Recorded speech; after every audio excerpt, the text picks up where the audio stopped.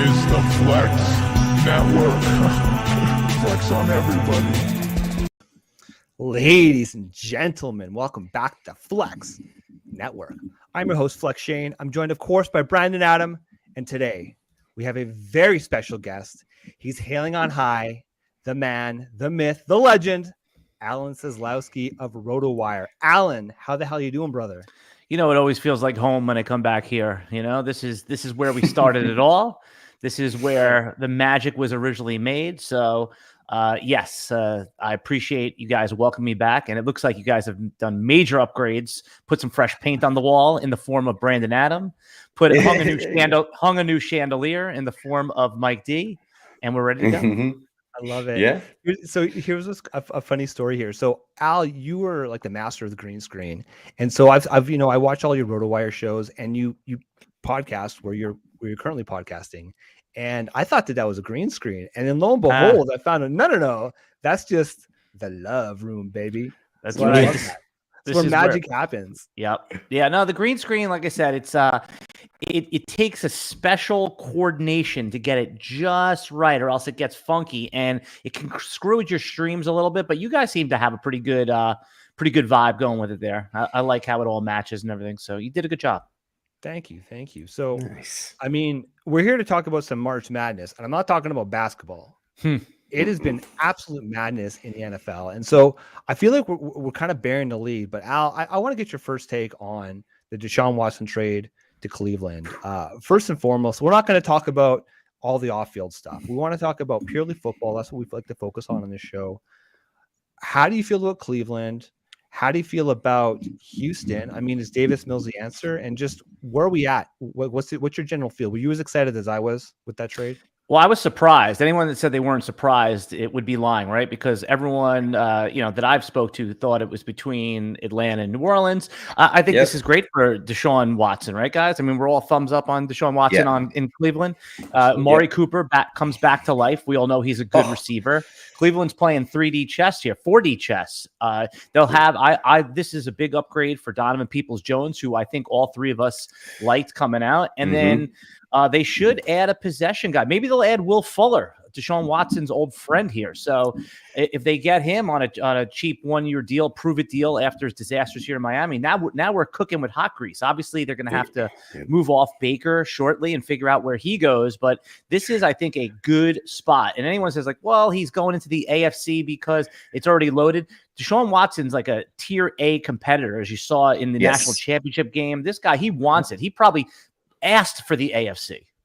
Well, he literally chose the Browns. That was his choice. Absolutely, he chose the Browns. I mean, I thought it was Atlanta all the way, man. I really did. For the while there, it seemed like Arthur Blank was driven to get Watson back home, but I mean, he went to the better organization in shape of what talent they have already there. I think Watson is going to jump right back into being an alpha again. And how can you not put him in the top 7 right now in Dynasty QBs is beyond me. You have to do it. And Amari Cooper is a great target for him to have to start with. And and think about how expensive Christian Kirk went for. And then you think about how much Cleveland paid just to get a trade for Amari Cooper. That was a straight amazing doing. Yeah, it was a salary dump for the Browns. We know that they just ate salary. But Shane, this is what I want to ask you and Brandon is that I'm not so sure Deshaun Watson was as calculated as everyone's saying. Like, oh, he picked here. I think he just went for the team that was willing to give him the most money and guarantee it. I mean, every single dollar of his deal is guaranteed. He secured the bag. Yeah. Oh, absolutely. Well, I mean, if that's what money. Yeah, exactly. If that was his number one priority, he nailed it. He just got a massive contract off of all the turmoil he had. He just got this unbelievable contract, and the Browns knew they were over Baker, and they went all in, man, all in. Well, go ahead, Al. I'll say he just probably feels like it doesn't matter where I go. I could raise the franchise. I don't need to go into a situation. I can be the elevator. Mm-hmm. So another massive trade that went down, and we were talking about this pre-show, is Devonta Adams going to those Las Vegas Raiders. Wow. Where the hell are we drafting Derek Carr now, Al? Oh, so Derek Carr, we were just talking about a little bit earlier that I think that he kind of swaps places in early ADP with Aaron Rodgers. I mean, I would still take Aaron Rodgers as a top 10, top 11 quarterback because he is just that good. Hall of Fame MVP. He'll make somebody. He'll make all of his players fantasy relevant. If not, it'll all come back to him. He'll get his yards. He'll get his touchdowns. But Derek Carr, I think you have to consider him in the top 12 or 13 quarterbacks, and I might be being low on that. I mean, we love Josh McDaniels. He's always been a plus offensive coach, and now he adds a Randy Moss-like signing, best receiver in the league that maybe I don't know, was he undervalued? I have no idea, but at this point, he's got some of the best wide receiver core, certainly a top 8 wide receiver core, pass catching core, Darren Waller, Hunter Renfrow. I like Carr, even without the running ability, is a top 12 option. Yep. Well, okay, let's actually look at this. Okay, so I pulled the underdog ADPs, and before this trade, Derek Carr was going down as a QB 17, right behind Trevor Lawrence, right ahead of Ryan Tannehill. Okay, so just an afterthought essentially, right?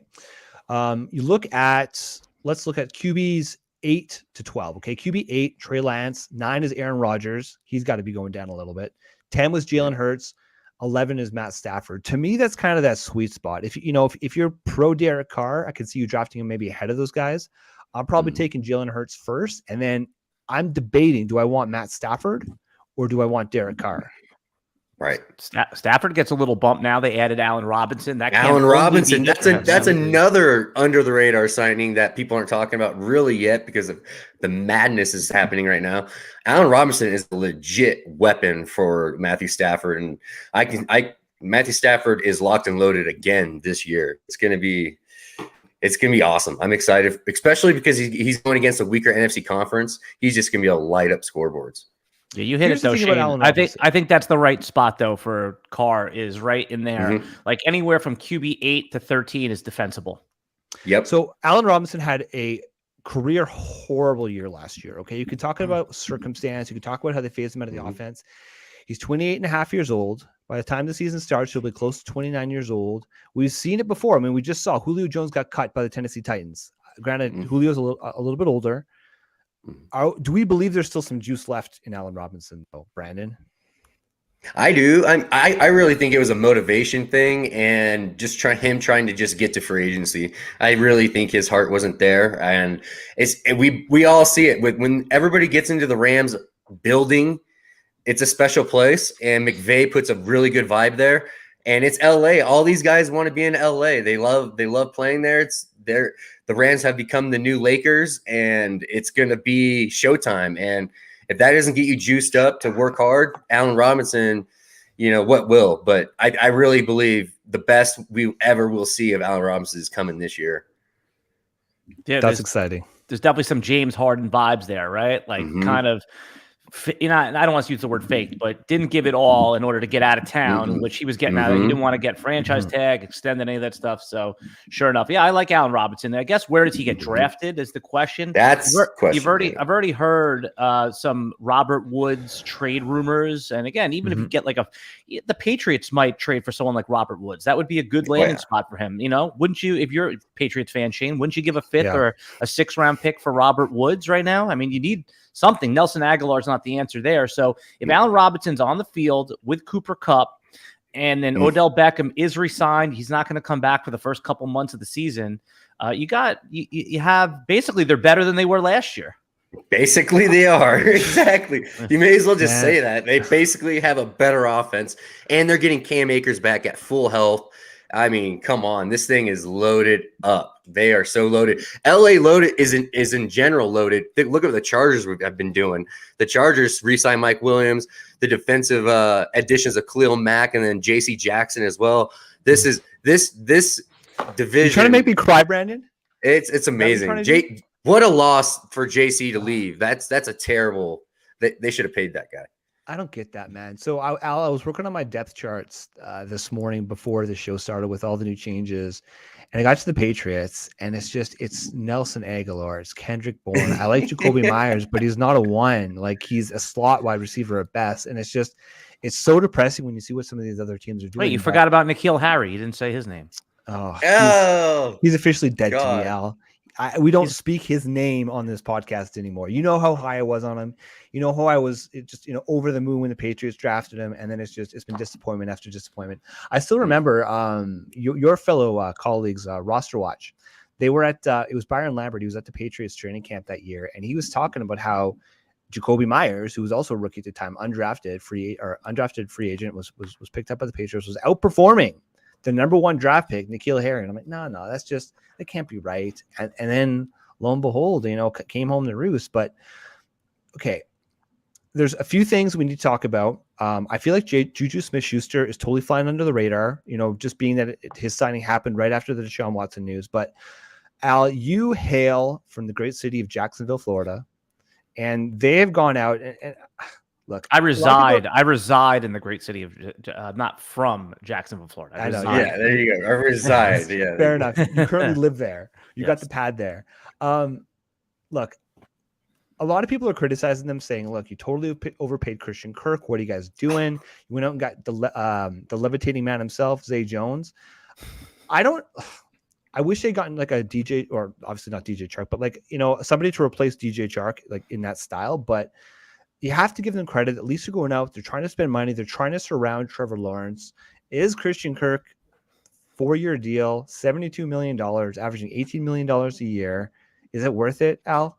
I'm going to give you a contrarian take here. No. Okay, it's time for contrarian, and just go. Hear me out, and then absolutely. Listen, because the take that you're talking about here is, yes, on paper it's a bad deal, but when you really look at the deal, it's a 2-year deal. I think it's only about $28 million guaranteed, so you can get out of it after 2 years. So it's about $14 a year, right? I don't think anyone, including the Jaguars, think it's going to get to year 3, and if it does, great.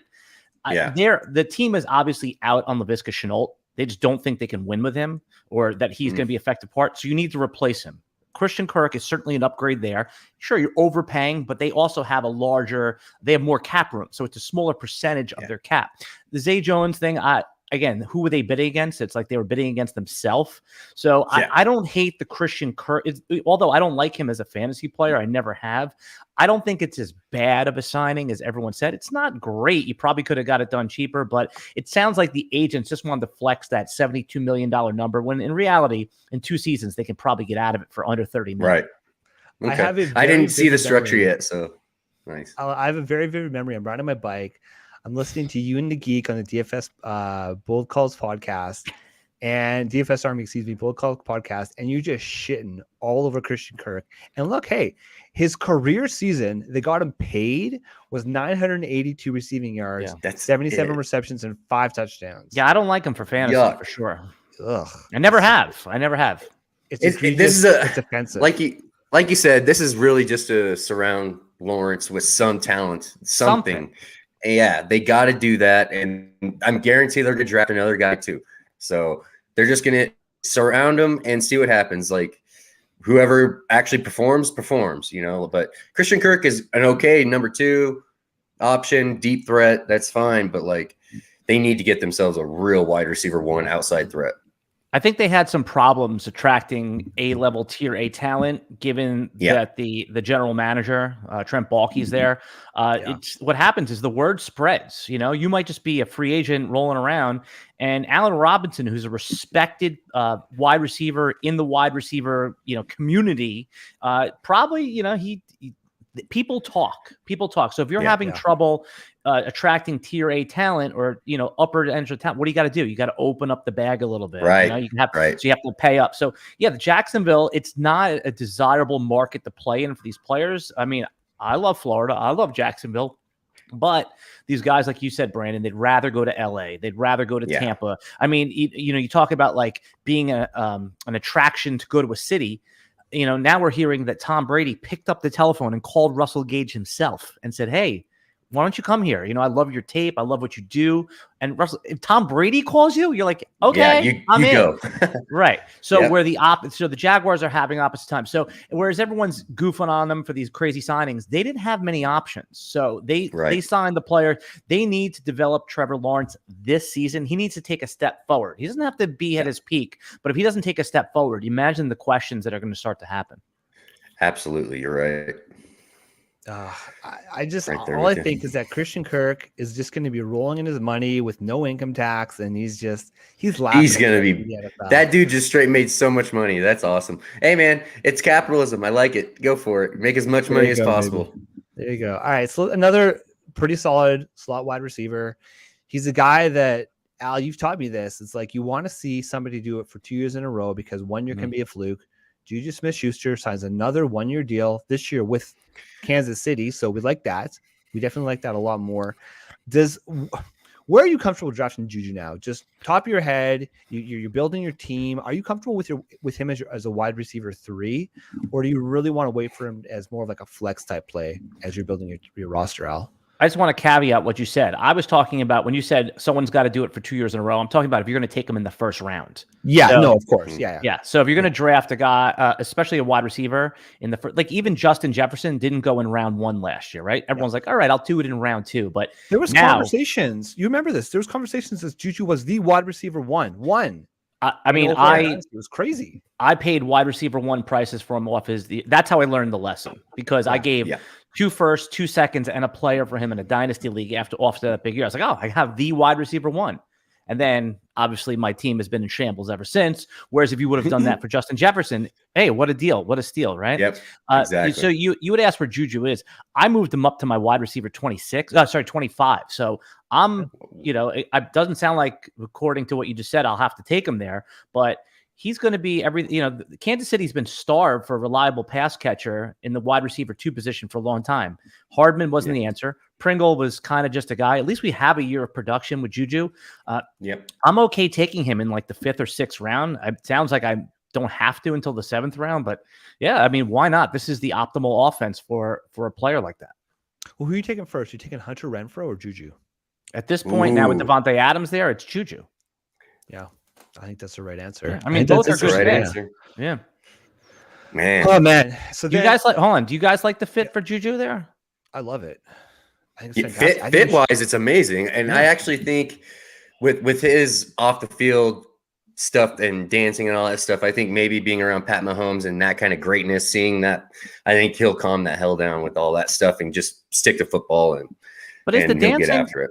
Is the dancing like that? I've heard that before, and I heard it from a lot of like credible sources like yourself. But like, is that a bad thing? Like to have fun and do that? Have fun, man. No, have fun. But once it starts detracting and you become like when you're some kind of like pregame, event, then it becomes an issue. But besides that, no, have fun, dude. This is pro sports, man. Exactly. Like what Antonio Brown, remember he was like during the coach's speech, he was like Instagram living it. Like maybe that might be crossing the line. Right? Yeah, exactly. Dude's walking around naked in the freaking locker rooms. Yeah. Let's speak this into existence. AB to Green Bay. AB to Green Bay. Let's make this happen. Let's put it in the universe. And I think that would be huge if that could happen for just 1 year. I suggested AB. I thought like, hey, can he come back to Tampa Bay? And Jim Coventry, my colleague over at RotoWire, said that, and he's a little bit more conservative with these type things. He's not as just freewheeling like you and I, Brandon, like you, Shane. But he said that he doesn't think any teams could trust AB. But my countered him was, with talent comes tolerance, and if somebody if AB is willing to put on pads, anybody will take him. He's still playing at a top 10. The whole reason that all happened is because he was trying to get money from a bonus. That was the whole reason all that explosion happened. I guarantee AB felt like the organization was trying to stop him from collecting his $1 million bonus. And it comes down to money. Like I said, some of these guys are driven 100% by money. And if you give them the right contract and think about it, if Christian Kirk got, the amount of money he got, let's give AB $12 million with all the problems. I guarantee he signs that contract and balls out and gives you 1,300 yards and 12 touchdowns. I guarantee that happens. It's just he is motivated by money. That's it. There's the other. Joined us. What's up, boy? What's up, Alan? Good to see you, brother. Good to see you, man. Good to see your face. I want to talk really quick about the running backs, more so who's still available. Okay, so there's really 2 big names. 3. We'll go 3. There's Melvin Gordon, there's Leonard Fournette, and there's Cordero Patterson. 4. Rashad Penny. Okay. Which one of those guys are you going after the most? Who do you think you can trust the most in your backfield? Or does Lenny just go back to Tampa? You talking to me? Okay. Before Damian Williams was kind of low-key signed to Atlanta Falcons, I thought that was a weird signing. I don't know what the contract details were. Before that happened, I would have said Cordell Patterson, because if he goes back to Atlanta, even if he's not, who he was, he has that dual position eligibility in a lot of software. So I was really liking him, because I get stuck sometimes in the 8th, 9th round, and I just don't know which way to go. Wide receiver, running back, I don't like any of them. So I just take Cordell Patterson. Now it sounds like, he could be resigned, but I'm probably just going to bet on the talent with those guys unsigned. If I like Leonard Fournette the best, obviously Penny, if he goes, if he signs back in Seattle, he's interesting. I mean, in best ball, it's a little tough because of his injury history. And of course, how come Melvin Gordon to Buffalo hasn't happened yet? It just seems like the perfect pairing with Devin Singletary. Well, they want a running back. Yeah, they were going. We need Melvin McKissick. KC, man. Yeah, what? Dude, can we just? Go. Can we just address this real quick? Go. My God, I was so happy. I was so happy when J.D. McKissick came across the ticker. J.D. McKissick to Buffalo.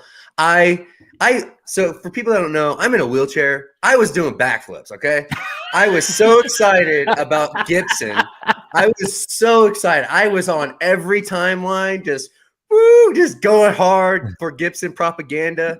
And then 24 hours later, I come off the ice from practice and I see people just ragging me about having JD go back to Washington and ruin my life again and ruin all the Gibson truthers. Like, that was a rough one. Just don't get too excited in tamper period, guys. It has to be official. And that is the biggest lesson I have learned this offseason, because I was so hyped. I was so hyped. I couldn't believe it. I was so Brandon and the Buffalo GM, both on tilt. That poor guy. I just watched an interview about it, and he was pissed about that. Like, I guess Washington was doing some funky things after after he was supposedly. They tampered with the tamper. Buffalo. They tampered with the tamperer. They have every right to do that. All is fair in love and war, baby. Absolutely. Yeah, I get it. Absolutely. Mike, we got to get a word in from you. All right, brother? Yeah. How you doing today? Good. Good, man. Last day of swim lessons. My wife's in Punta Cana, so I'm single dadding it up. There we go. Just trying to put one foot in front of the other. Nice. What is your number one favorite free agency landing spot, Mike? Any position. Who do you got? Actually, trade, free agency, just some of the madness this week. If you had to name one, who's your favorite? I mean, it's tough not to get excited about the Watson trade. Like, there's just been so much hype around that. You know, there's been so much anticipation and everything like that. You seeing that finally come together and not seeing any players move off the Cleveland side. So I feel good about the way that opens up that offense especially for those running backs. It still remains to be seen, where Baker's going to end up, and if one of those guys, maybe Hunt as a throw-in with Baker to get something done. I don't know, but the thing that struck me about that though was that Cleveland did not give up that much this year. I mean, they gave up a 1 this year. They gave up a 1 and a 3 next year, and a 1 and a 4 in 24. Like, it wasn't. You would think that to land somebody of the ilk of Watson, it would be completely debilitating, and they would really be mortgaging their future. But I was listening to I don't know if it was Stefanski or if it was the GM, but they said that they really felt that this class was meaty in the middle round, so they didn't want to give up anything to any day 2 picks this year. So I mean, I really don't.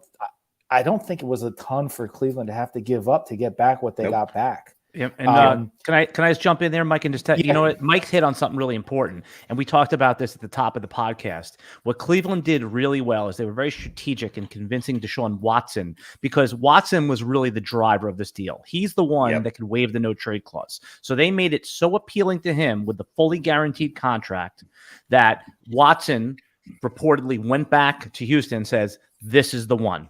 Get what you can get." And like you said, Cleveland offered the 3 firsts, which was a prerequisite for getting this deal done. And they dictated the terms. They said, "Hey, we'll give up the 3 1s. We'll protect our day 2 picks, but fully guaranteeing the contract is what really drove this deal to get home."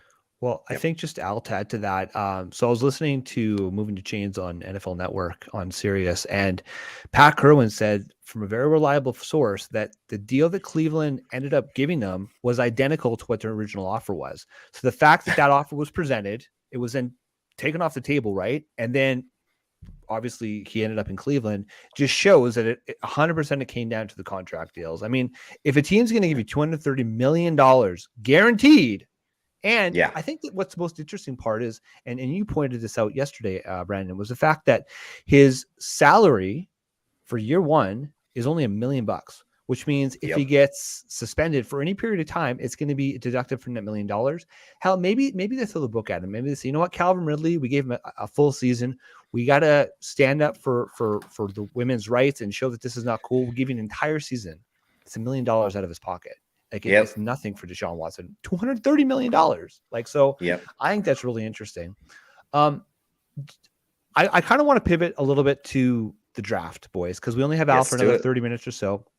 So Al, you have been kind enough to invite me into the pool full of you sharks over at RotoWire. And we've now done 2 mock drafts. And first of all, a guy that you and I have talked about offline a little bit. Did you see we posted it, by the way? It's fully up there now. I see that. I'm still I want in on one of these. I'm thrilled. I'm still thrilled with my draft. You can only have one representative from the Flex Network. So you guys could work as a collab. Yeah, that's what we can do. We'll do the. Well, then Shane better share this. I'm a greedy man. All right, I want Al for myself. But one of the players that you and I keep talking about, Al, that keeps falling in these drafts is Chris Olave, and he's somebody that you've said you can kind of see him. I don't know where you're shaking out now. No, you can say it. I have him see him as your wide receiver 1. And that's problem. bold. That's a bold take. That's huge. All I'm saying. Okay, so here's what the take really means. It doesn't mean like he should be. It just means that it was confirmed by our own Mario Puig over at RotoWire, so I felt a little better about it, is that he's the wide receiver that's least likely to fail, the highest floor guy. Like, you could put him on any team, and it seems like his particular skill set will translate to any quarterback. Like, if he ends up on the Lions, I'm in on Chris Olave. If he ends up on the Patriots, I'm in on Chris Olave. If he ends up on the Packers, I'm in on Chris Olave. Doesn't matter where he is. Jared Goff, Aaron Rodgers, I like him. Whereas some of these other great wide receivers who should go ahead of him because of the higher ceiling, the Garrett Wilsons, the Treylon Burks, those guys should be, they're going to need specific situations to thrive early on. So that's why I would say that he is my wide receiver 1, but I certainly, if I had picked 4, I don't think I'm taking him there. I'm doing the trade back to try to get him if I'm not comfortable with the landing spot and some of the other guys. So, Al, I've always kind of dubbed you as our resident wet blanket. Mike's done a good job taking that. Dude, Mike has been fulfilling that role so hard. Mike, they call it wet blanket. I call it rational. Yeah, right. Somebody's got to be fucking grounded. Sober. One of the nastiest, wettest, mustiest blankets that I've heard of all the draft takes. I heard Marcus Bosher, who I love. He's a great guy, great fantasy mind, great football mind. He's dubbing Treylon Burks as this year's. Oh, don't wait for it. I hope you're sitting down. This year's N'Keal Harry. Yeah, I mean, it makes total sense, right? It makes total sense. I think the difference is that Treylon knows how to separate, whereas N'Keal Harry, that was the big thing. Like, N'Keal was not good at separation, and that's been one of the slights against Drake London as well, is that his ability to separate, and that he's only going to win on 50-50 balls, which ability to separate within the route. You got to be specific within the route. Drake London at the moment of truth is the best separator in this draft class.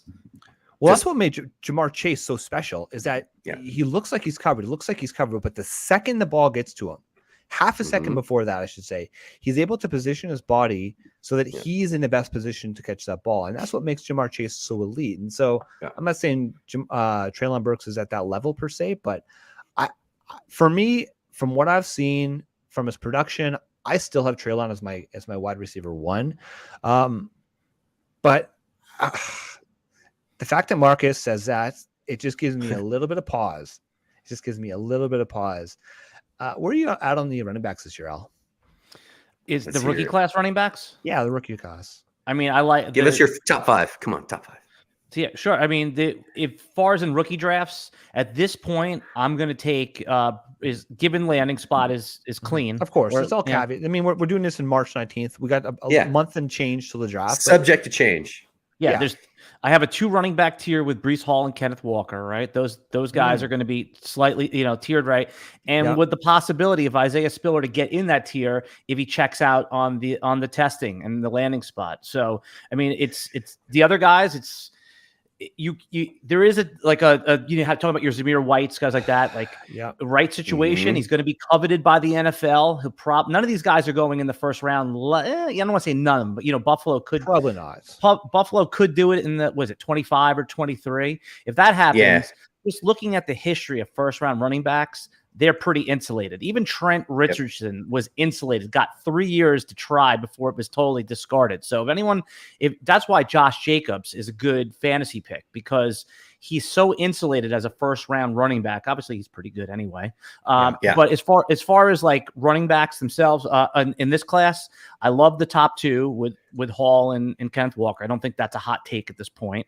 And then I'm still interested to see what happens with Isaiah Spiller. I know he fell in our rookie mock draft, and Zamir White looks interesting to me. Maybe he has that stain on him, that not a pass catcher, but we all know that he was with James Cook, and James Cook sucked all the passes away. So I'm still interested in Zamir White, especially. I don't mind if it's a 2-down role, but you're not going to take him in the first round of your fantasy drafts. A little bit later on, I'm not out on Brian Robinson, man. I like Brian Robinson. Okay. I would, it doesn't look like I'm going to have to push him up to get him where, he's going in these. I got him in the 4th round of some draft that we did the other day. I mean, nobody wants him, but let's see where these guys go. It's going to be similar to last year where they go in the 5th round, but that's okay. After round 1, 2, and 3, those are the prime rounds for the running backs, mostly 2 and 3.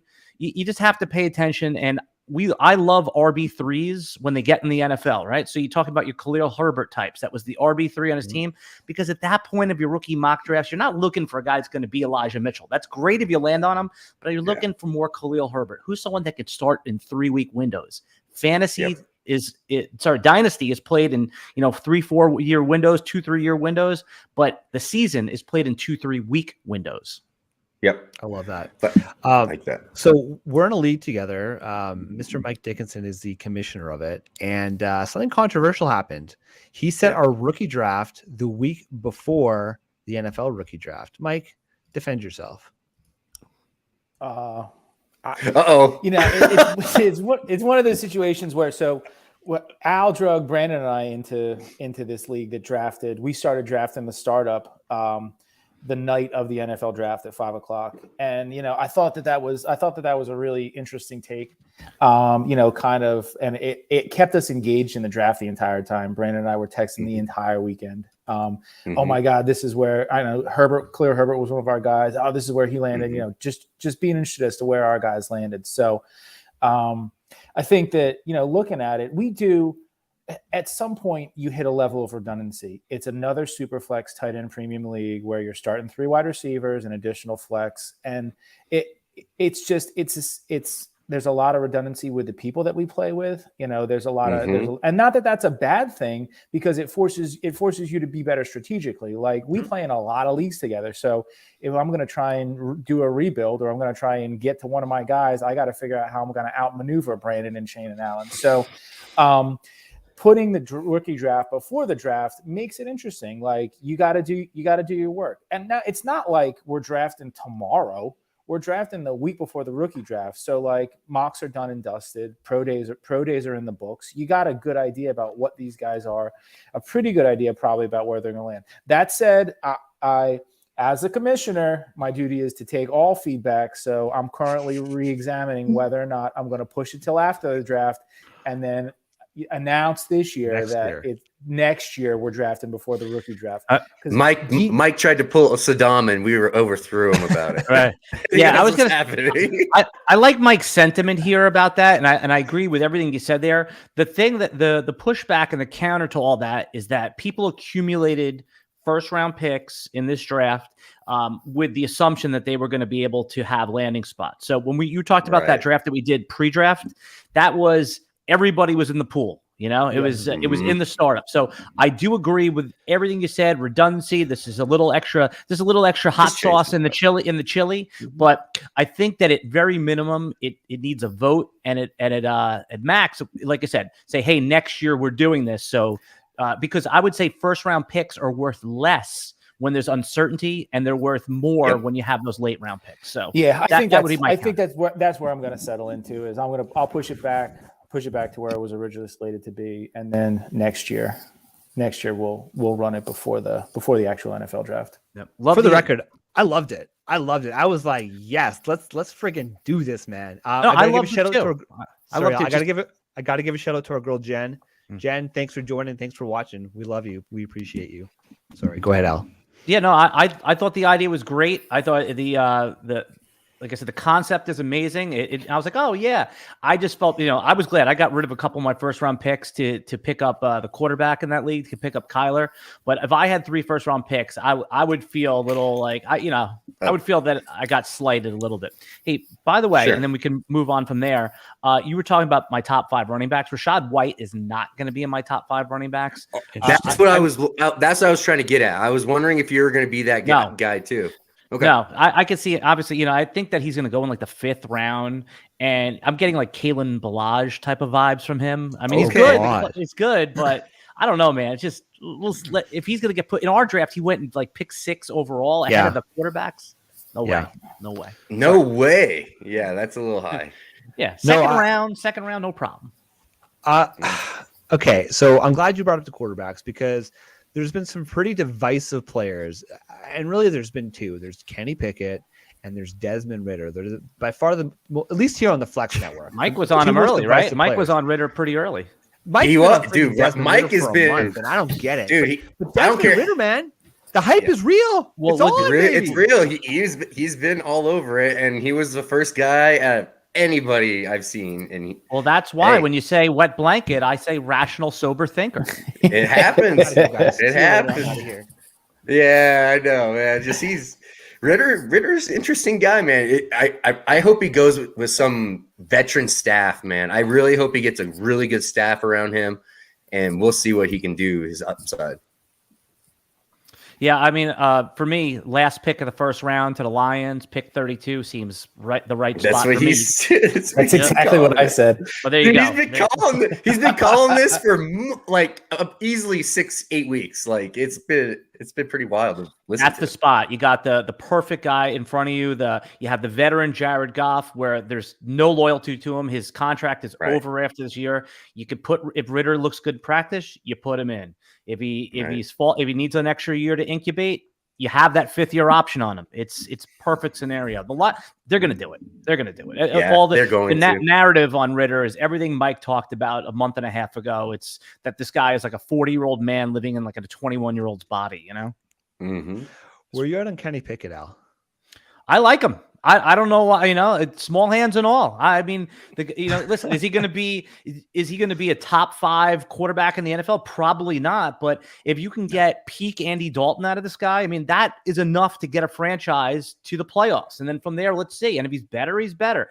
And you don't want to take Andy Dalton in the first round. You want to get Andy Dalton type in the second round of your draft, but that's just not what the QB market is this year. So if you can get a quarterback that's going to stabilize, you take those shots. Because what if? I think a team that doesn't have a good quarterback, if you have like a Carson Wentz situation, you should draft one quarterback every single year. You draft every year, just until you hit. Because I mean, Kenny Pickett there's a reason why he's being considered as a first round quarterback. You're going to land on your Dwayne Haskins. It's going to happen. But what if?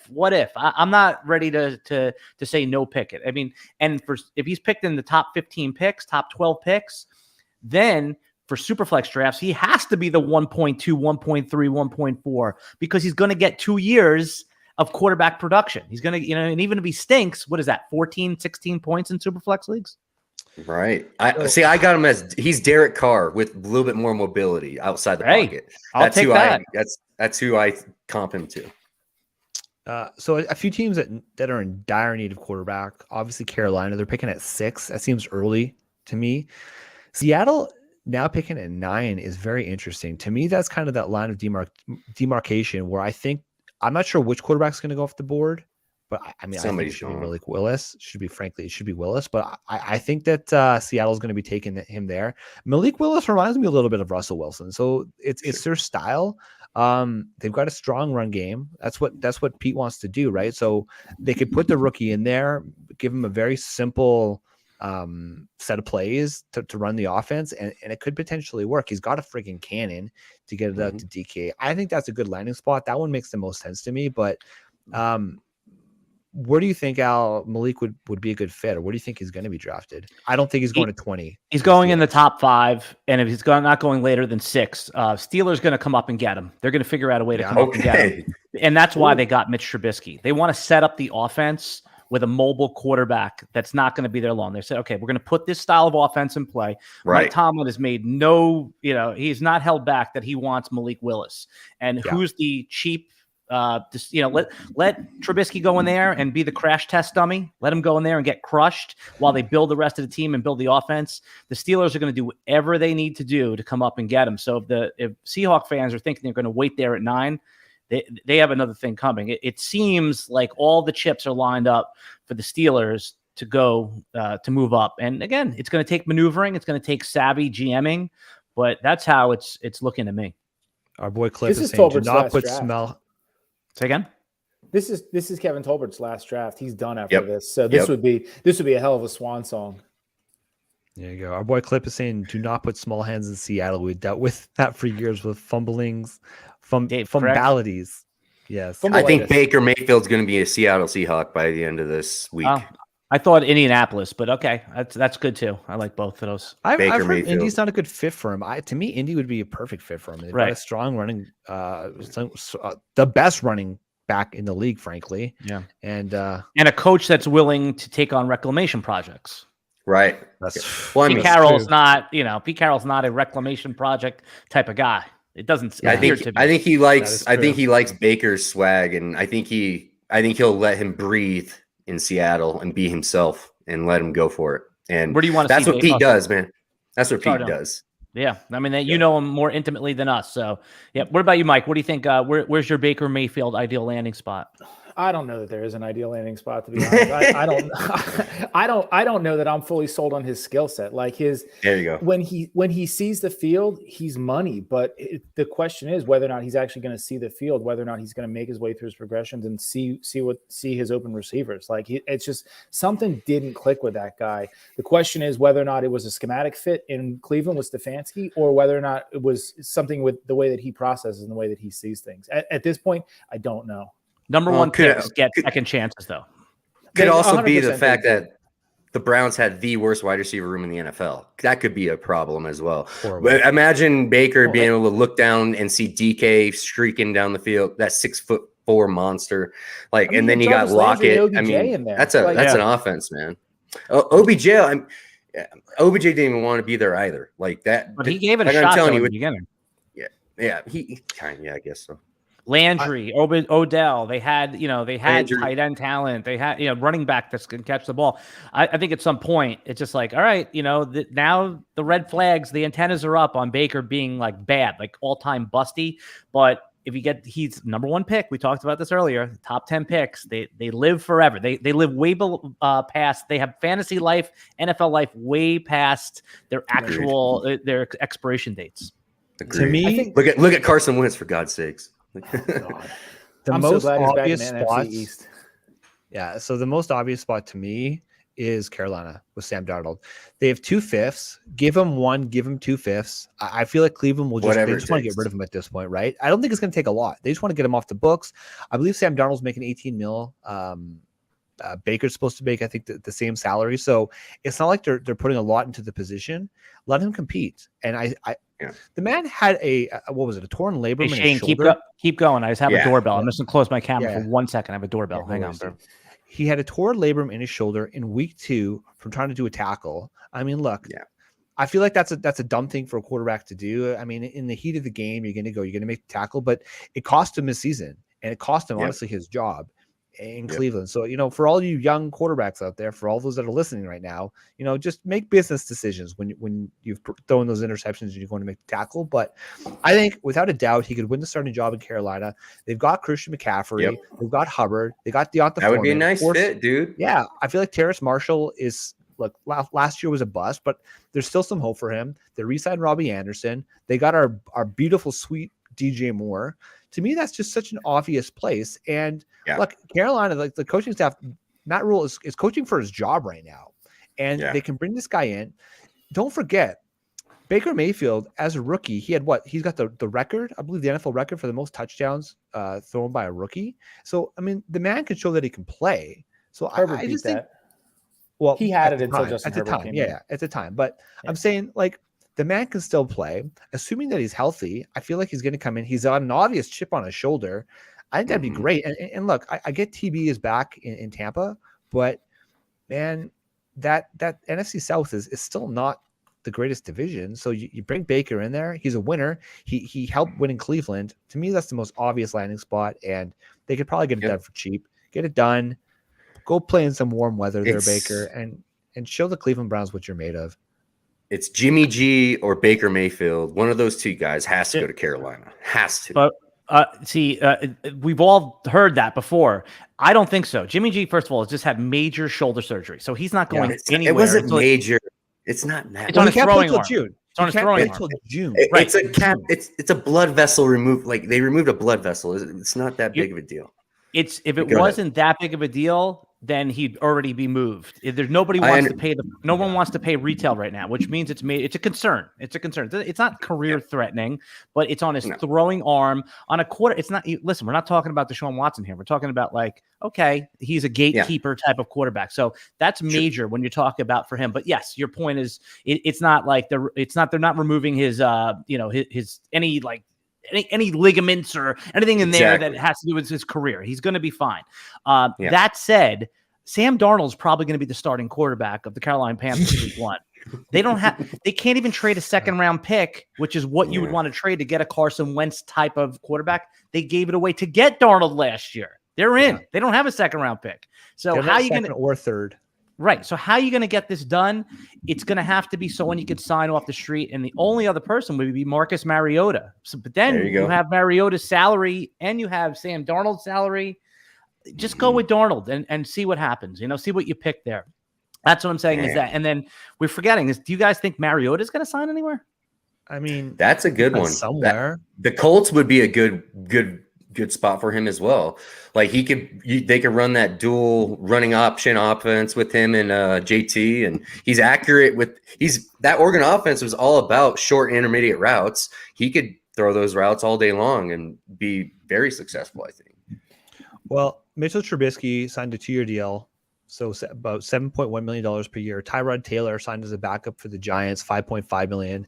Teddy Bridgewater backup for Miami, $6.5 million. So I could see, Marcus Mariota right around that $5 to $6 million mark, which isn't a lot for a backup quarterback. And put him in a position where he can compete. I don't know. I was never really sold on Marcus Mariota. I wasn't surprised when he kind of fizzled out of the league, but give the man an opportunity. Mitchell Trubisky is getting a lot of love all of a sudden. Twitter's just all over it. I mean, do we really believe that Mitchell Trubisky is the answer? But I think here's the thing, right? So Trey Lance was a raw prospect, right? They gave him a year to mature, to learn. He might not even start this year. Mitchell Trubisky had 13 games as a college starter, and then he was drafted and he played in his first season. The man needed some growing up, frankly. Seasoning. Yeah, and I don't know, man. Maybe a guy like what do they call him? The Hawaiian. I don't know. I'm not going to try that. But Marcus Mariota, give him an opportunity to compete. I mean, he's got the legs, which can win games in the NFL. I think it'd be interesting, but I'm not sold that he's the answer for any team. So if the Steelers actually do move up and get Malik Willis, does he become the 1-1 for you guys? Yes. No. Okay. I'm going Brees, baby. I'm what happens pushing my if, chips in. What happens? Come on, Mike. Yeah, go ahead. I think honestly, I think it depends on your roster. Okay. If I need a running back, I'll probably go Brees. If it's a coin flip, I think that you have to hedge to the quarterback. If they push all in, behind him, if they get up to 5 to get him, then obviously the organization's committed to him. Tomlin's not going anywhere. So like if he ends up in Pittsburgh at 4, 5, 6 somewhere, I'd be hard pressed to come off him. Okay.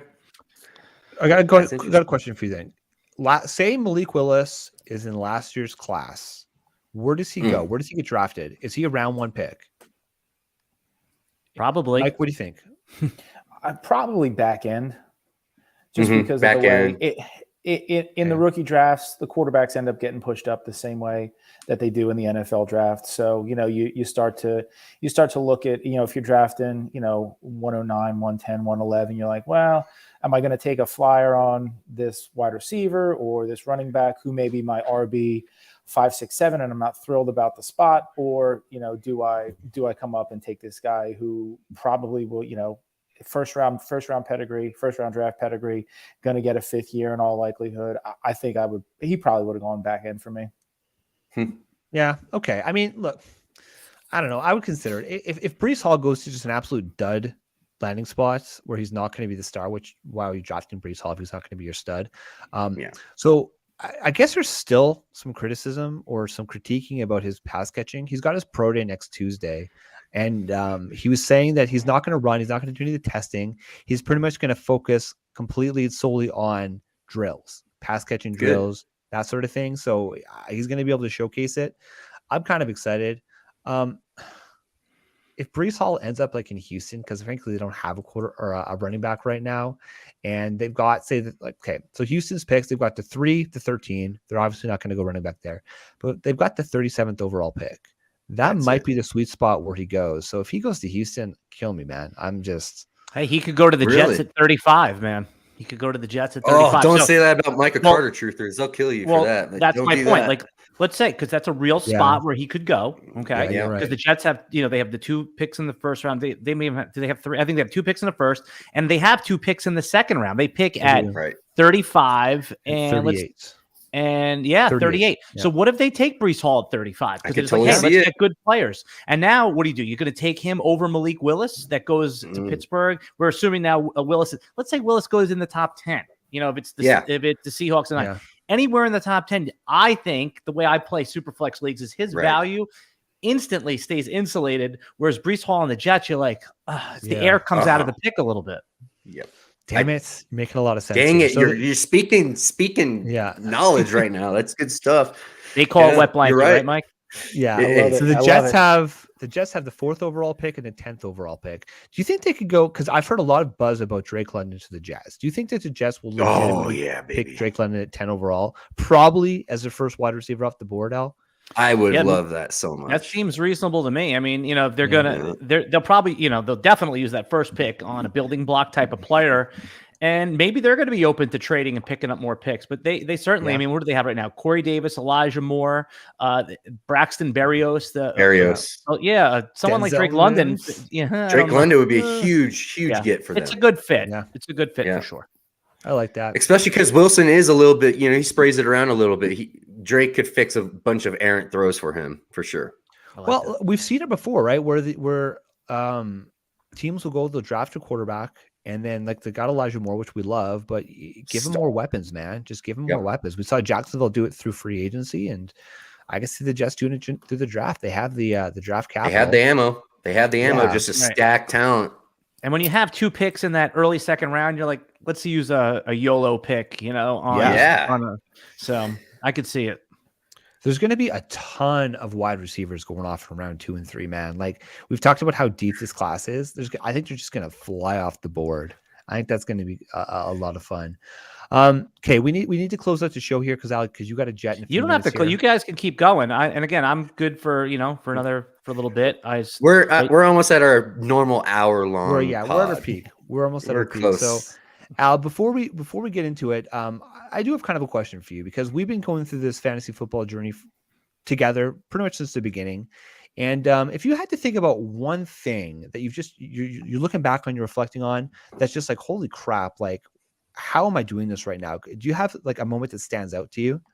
You're talking about fantasy football as a career? As a career, as since you've been recording anything, what has there been like a one moment that kind of stands out to you? Oh yeah, absolutely. It's so easy. I don't know if Shane. I don't even know if you know what one of this. I think I know what it is. I fully credit this publicly, and this is a little self-gloating by Shane, but Shane is actually the one who who called me up on the phone and said, "Hey man, I think you could do this full time." And this is when we were just writing stupid articles the whole time. And this is when I was just working for DFS Army, doing just a couple articles here and there for RosterWatch. He said, no, actually it was before RosterWatch. He said, "I think you could do this full time. There's an opening at," what was that company called? Was it Fantasy? What was the one that Ratcliffe was at before he left? Was it PFF? Yes. He goes, "There's an opening at PFF for a content creator here." And I had seen the opening. All right. And I was like, there's a million people going for this. I was, teaching, and Shane goes, "You need to fill out the application." That day I went to sleep. And I was like, Shane's an idiot. He doesn't know what he's talking about. And he actually inspired me the next day to fill out the application. I needed references. So there I was like, I knew Byron and Alex. I said, "Hey, can you guys refer me as someone that we had done some work with them at Flex Network?" And sure enough, Byron and Alex were like, "Wait a second, you're interested in doing this? We'll take you. We don't want to pass you on to there." So I was like, whoa, this is crazy. So yes. And my moment was when, Shane had said to me, "Hey, you could do this full time. You're interested in full time. I'd like to see you do full time." He actually gave me the spark that lit the fire. So there you go. Thank you, Shane. That is the moment. I don't know if that's where you thought I was going, but that is the It's not. It's not. I'll be honest. Jennifer says you were awesome, and I was right. So a lot of my fantasy takes are kind of out there, but I was right about one thing, and that was on you, Al. Hey. You're my 101, Al. There you go. I thought you were going to talk about Adam Schefter. Oh man, what'd you think I was going to say? I thought you were going to talk about Adam Schefter. Landing the big fish on your show last week. I mean, that's an awesome, interviewing Adam Schefter on the RotoWire podcast was great. It helped show RotoWire that, I'm able to go in there and get a job done and not afraid to reach out to people. That's great. But again, I single-handedly go back to you and thank you for pushing me into it, for kicking me in it. Because honestly, I probably would have never done it. I was scared out of my life. So it's easy for me to say you should go do it. You're the one who's working hard. You're the one who's studying video editing software and busting your ass, making videos, writing content, doing rankings for pretty much no money. So man, like, you deserve it. You made it. We're so proud of you, Al. Okay, plug yourself a little bit. What are you doing right now? What are you guys doing over at RotoWire? Tell us about it. You guys have a draft kit coming out? Yeah. The draft kit is up there. So this is what the plugs would be: is certainly go follow me on Twitter. If you see the name right there underneath at Alan Seslowsky at RotoWire. I smooth out the Dynasty Superflex rankings every week. Make sure that those are up to date. So you can go over there right now and just working on the RotoWire YouTube page, putting out a Dynasty podcast. That's what I want to do. If you listen to the Flex Network, you love Dynasty, you love rookies. Okay. So also, what you need to do is go over and follow the RotoWire Fantasy Football Podcast. Every Monday, we put up a new episode. We've had Brandon on there. We've had Shane on there. And I've already talked to Mike. We're going to have Mike in April. All right. We're going to smooth that. We're going to work out a date there. So if you love the Flex Network, you can get more of them on the RotoWire Fantasy Football Podcast. We had Josh Larkey from Player Profiler last week. We have Chris Felicetta coming up from DFS Army. We have Dalton Del Don coming on the podcast in 2 weeks from Yahoo. So we're getting that. The idea is to get Mark Stopa, one of our favorite episodes that we've had. I mean, he was amazing, right? That was a great episode talking about Superflex. And we're going to continue to have weekly guests on the RotoWire Fantasy Football Podcast. Subscribe to it in all your your favorite podcast player, and come over to the YouTube page. We're putting up daily fantasy content right now, a little bit baseball, a little bit football, but we never leave our true love, which is football. I mean, baseball, like I said, I do it because it helps RotoWire. It's not like my first love, but I bring on a lot of smart baseball minds. And if you're into baseball too, we put up a lot of stuff there, but Dynasty is our first and foremost love. Love that. And of course, you can go to the RotoWire website, www.rotowire.com/try. Do you guys still have that? Yes. That gives you free 10 days. Free 10 days. No credit card required. You go in, you try, you check with the program. You put in your email. Put in your email. There you go. So definitely go give that a try, guys. www.rotowire.com/try. Mike, let me work out a date with Mike right now on the air so he can't escape it. Oh my God. Right. This is how So it's how we schedule. Yeah. Nice. So Al used to work in sales. You gotta make sure you make the sale right then and there, right? Hey, Mike, how does a Sunday, April 3rd sound, Mike? You could do Sundays? Yeah. Great radio. Great radio. Yeah. Fantastic. Listen. They don't call you the king of content for nothing. There you go. There you go. Yeah, Sunday, April 3rd. We'll make that work. Sunday, April 3rd, 10:30 a.m. Eastern time. You're going to see Mike Dickinson. Mike the D Dickinson on Rotowire. Right. Spewing hot takes for the flat. Only hot takes. Only hot takes. All right. So that's a date, Mike. That's a date. We got you in. Love it. Book it. All right. I love it. We're matchmakers here. So Al, thank you so much for joining us.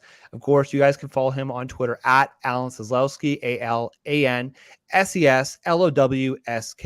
Seslowsky. And like I said earlier in the pod, Flex Network is always, like I said, I always feel like I'm coming home when I come on the Flex Network podcast. Mike didn't hear me say it earlier, but it was good to be, to have started the podcast after you and Matt Shane started the podcast and then come in.